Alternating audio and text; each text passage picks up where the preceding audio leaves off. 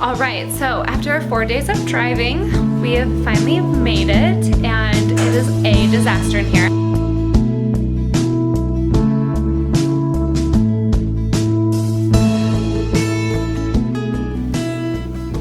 Hey babes, nice to see you. Welcome back. If you're newbies here, great. Love to have you on our journey. My name is Sarah, or the Brackish Babe. So I have a ton to catch everybody up on. So we're just gonna kind of go through what's been going on in our lives the last couple of months. We made the travel from Colorado down to Florida. I want to go over how we've been continuing to minimalize in our day-to-days, and also some exciting news and travel plans that we have to tell you about. So stick around to the end and I'll tell you our big news. But first things first, I kind of wanted to cover some things that we did with our travel down to Florida from Colorado. It is quite a lengthy drive with kids, so some things that I have learned that have helped us out in the car. We have done multiple lengthy drives with the kids, so these are just some random things that have helped us along the way. Specifically, I like to make sure we have a good plan as to where we're going to go, where we're going to stop, whether it's friends and family or hotels, and that way we know exactly how many hours in a day.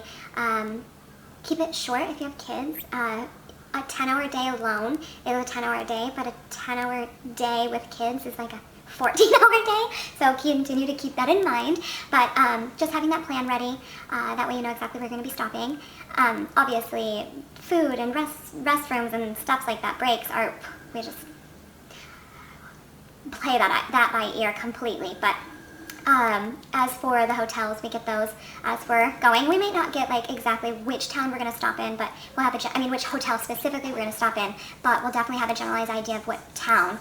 As for in the car, I love to pack the car so that way we have our travel stuff for the hotel just in suitcases ready to take out exactly what we need, and then things that stay in the car, toys, entertainment things, in a different area.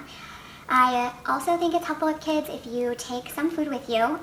Eating for us on the go is extremely hard because we don't tend to eat like that regularly, so we try to take as much food as we can, but it's also hard when you have multiple day drive, keeping a cooler. And so we kind of incorporate some camping tricks to take snacks with us.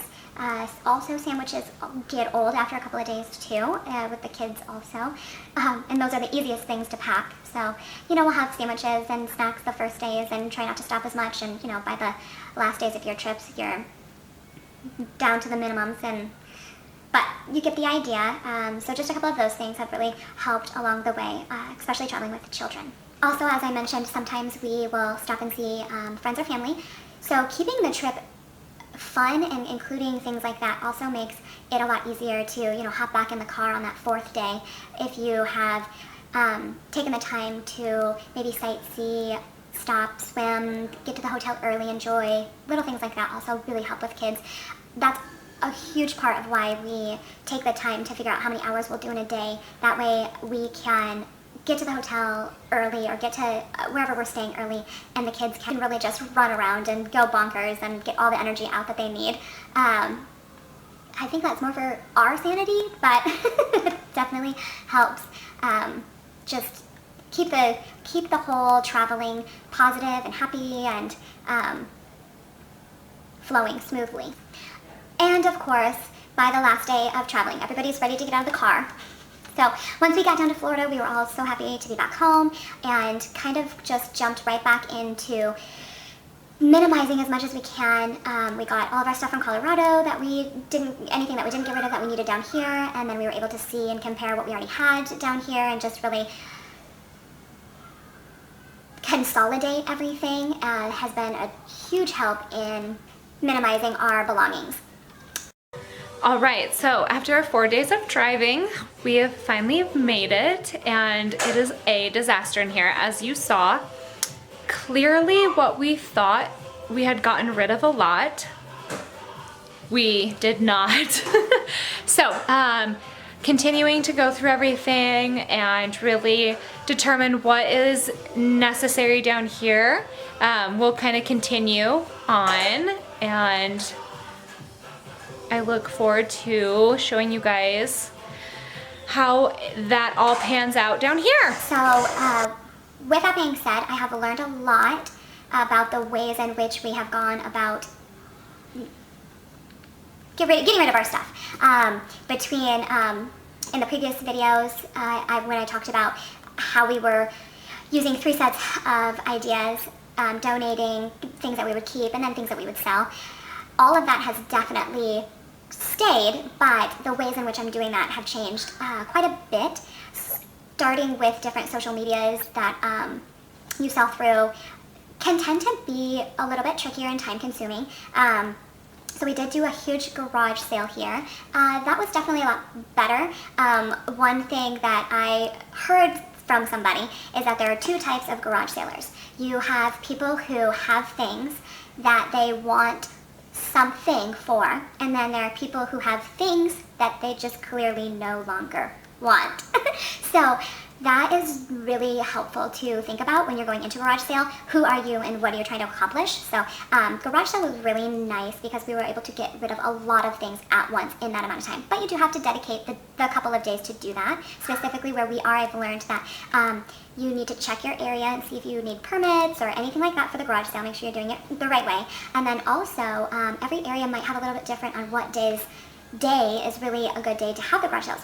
I always just thought the weekend, so we did a Friday, Saturday, Sunday, and come to find out Thursday, Friday, Saturday is actually the better day, so I missed a lot of people on that Thursday. So, little things that you can kind of prep ahead for when doing that sale, that type of sale.